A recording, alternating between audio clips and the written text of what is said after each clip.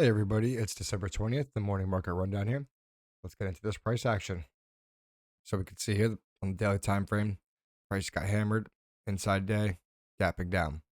All the dip buyers right now aren't feeling the reward yet.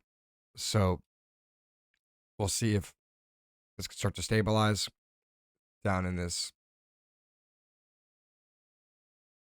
down in this 579.76, 579.35 area, or if we're going to break down and come down to this 570 anchor from that previous low.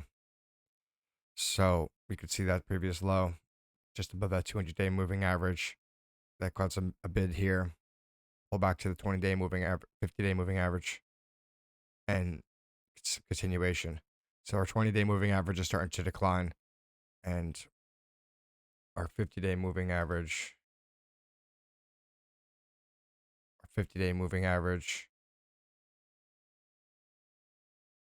in a couple of days, if we continue to hold down here, will start to decline because on next Monday, we'll be trading up here and adding these values in the range of 580 to 586.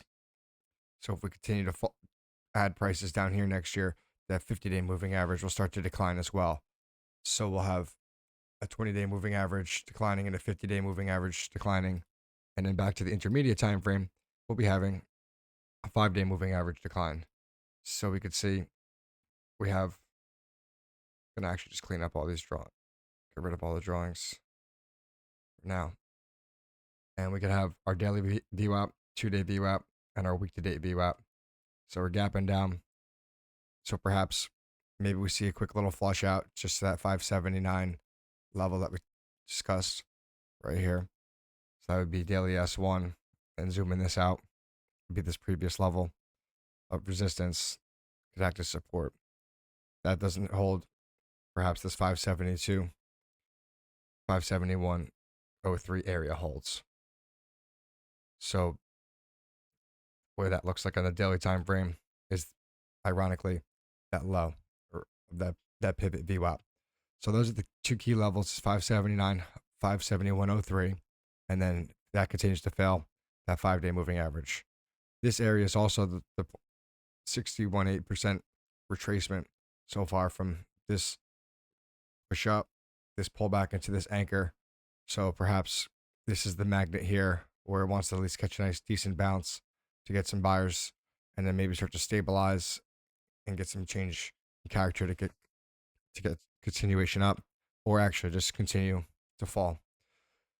So today we'll dive into some pre-market, and you can see we gap down. We're already kind of getting into that gap. Let's throw an anchor VWAP at the most recent aggressive handoff right here. So perhaps maybe we want to fill the gap, get back up into this 588.61 area, this VP cluster, okay, and then get some pull back to the daily VWAP, consolidate, and then maybe we could consolidate at this 588.61 and then push back to this week to date VWAP. All right, we'll throw a VWAP at this previous high too. So maybe we just get up into this 591.54 area. So that's potential price levels I'm looking for on the SPY here. If we break down this 579.31, then we're most likely going to break this pre-market low, see that 570. Maybe that's where we could start to actually see short sellers start to get overconfident, breaking the 570 level, and actually start to revert on them. And that's where we catch a nice bounce. So that's the SPY action for over the next couple days. QQQ. We'll zoom this out to the daily time frame. Put an anchor right here. Put an anchor from this push off right here, this low. So perhaps, so we're holding that anchor so far. Just change this color. So we're holding this anchor from this previous handoff, right, and this previous neckline's resistance, and we're actually trading underneath that. So we're not in in the pre-market. So perhaps this is going to rally back up to this 515 area, this previous level of support, acts as resistance. So maybe this rallies up, gets up into here, maybe tags that 2-day, just like we talked about on the SPY, pulls back down, consolidates, and then we could get some short sellers over aggressive down in this 500, break 500, which you can see here is very close to this VWAP. So we'll sink this in the layout. So we come down to this 495, that previous VWAP.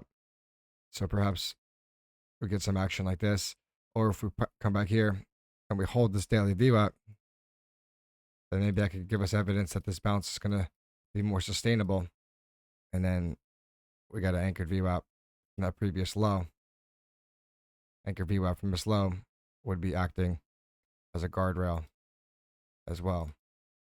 So you have your daily VWAP like this, starts to hold, and then price could actually maybe bounce on it and get going. And that anchor from the pivot low acts as support and brings us back into this 529, 527, that week to date VWAP, and that 5-day moving average at the 530, which is declining. And we could see here, when you buy underneath that declining 5-day moving average, right, usually good things don't happen. But buying underneath that 5-day, failed. Now you're above it, higher highs, higher lows. So below it, buy below it, that's a good bounce, but just leads to a new low. Bounce under a declining 5-day leads to a lower low. So we're looking to get evidence of that intermediate trend change, right? This does look a little bit stronger here because we're above 50-day moving average. Still going to continue to rise with that 20-day moving average. We flip this over. We still got some time, but in Monday, Tuesday, Wednesday, Thursday, Friday. So by next Friday, we're trading up here. So if next week we do consolidate, that 20-day moving average will start to decline. So hopefully this was helpful.